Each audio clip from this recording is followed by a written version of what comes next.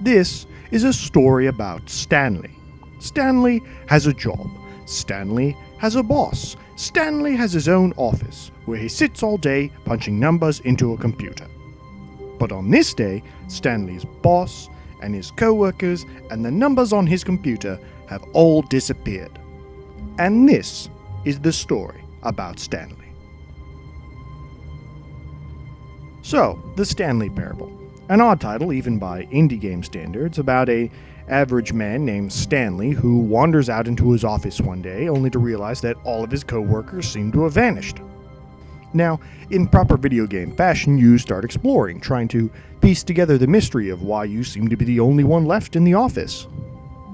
You wander down corridors, peek around shelves and desks, and generally try and find clues or hints on where to go and what to do. And all the while, a nameless, faceless narrator dictates your every action. But here's where things get interesting. The narrator doesn't simply describe your actions, he also reacts to them. And so, early on, you'll encounter a situation where you come across two doors, and the narrator will thusly say, Stanley came to a set of two open doors. He entered the door on his left. At which point, you can pass through the left door and continue on your way.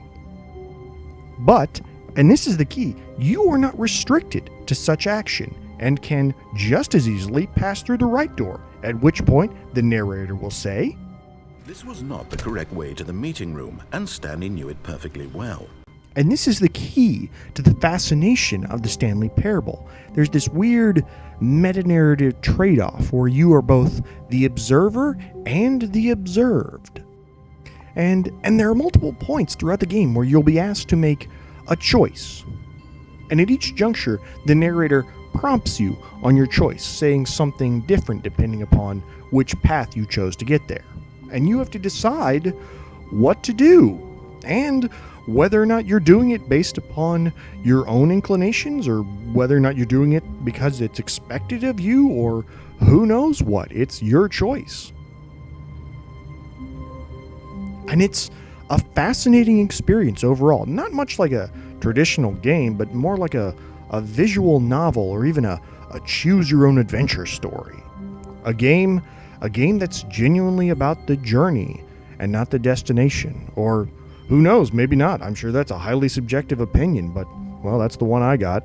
It's fascinating and it's confusing, but it's confusing in the right ways, I think. Now, score-wise, well, score doesn't really apply to Stanley Parable, but I'd give it 4 out of 4 just for my own experience. Would I recommend it, though? That's a little trickier.